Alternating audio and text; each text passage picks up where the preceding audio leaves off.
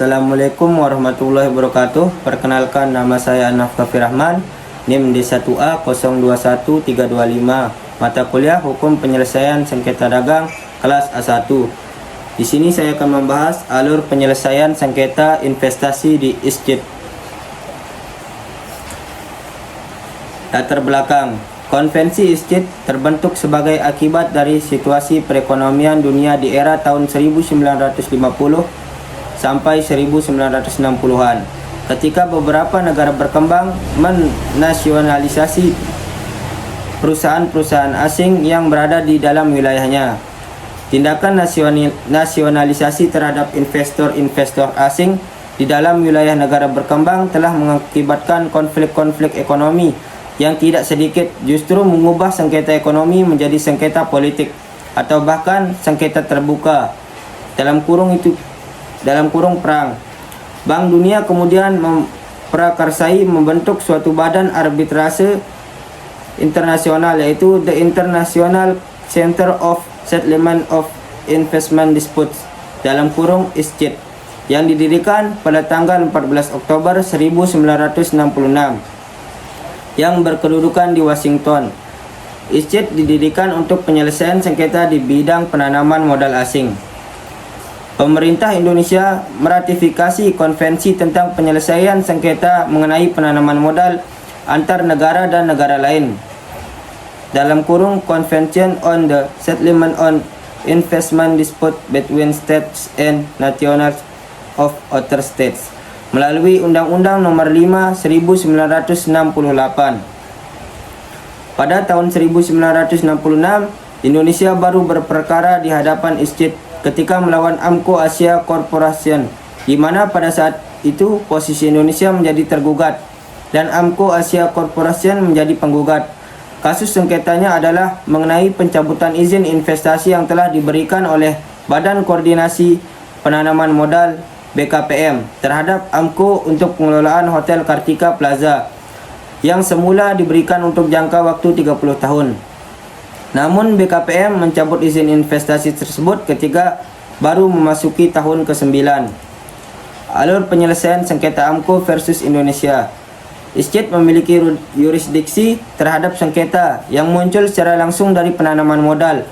Pasal 25 ayat 2 Konvensi ISJID menyatakan bahwa pihak sengketa haruslah negara yang telah menjadi anggota Konvensi ISJID dan warga negara.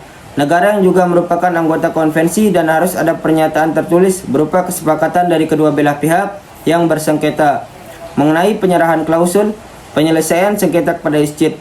Manakala suatu sengketa muncul, The Center akan membentuk suatu panel arbitrase atau konsiliasi untuk menanganinya. Selanjutnya, peranan The Center hanyalah mengawasi jalannya persidangan.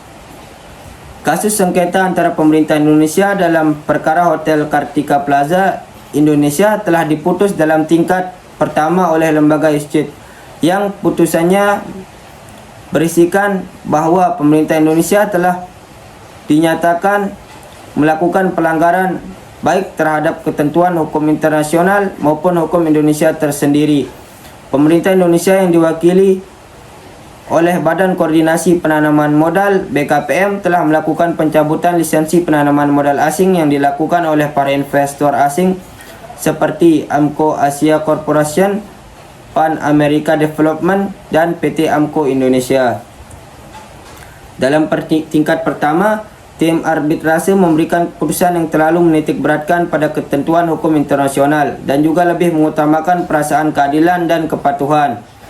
Di sini pemerintah Indonesia dikalahkan terhadap hasil putusan tingkat pertama. Indonesia mengajukan permohonan untuk membatalkan putusan tersebut.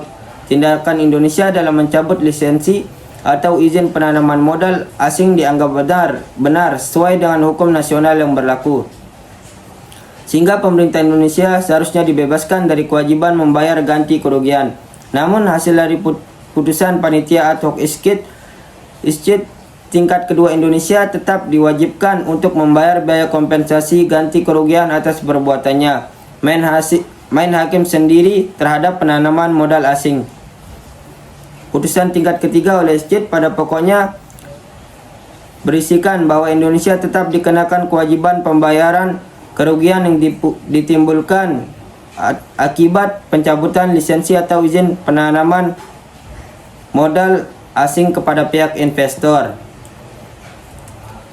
Kesimpulannya di sini, penyelesaian sengketa melalui konsiliasi dalam ISCID diatur di bab 3 dari ISCID Convention dan Rules of Procedure for Conciliation Proceeding (Conciliation Rules). Penyelesaian perselisihan pertama kali diupayakan melalui konsiliasi, yaitu berupa usul yang putusannya tidak mengikat. Apabila dianggap perlu, para pihak dapat melanjutkannya ke proses arbitrase. Indonesia dinyatakan bersalah dalam kasus tersebut dan berkewajiban membayar kerugian yang ditimbulkan kepada pihak investor. Sekian dari saya, kurang lebihnya mohon maaf. Wabillahi taufiq wal hidayah. Wassalamualaikum warahmatullahi wabarakatuh.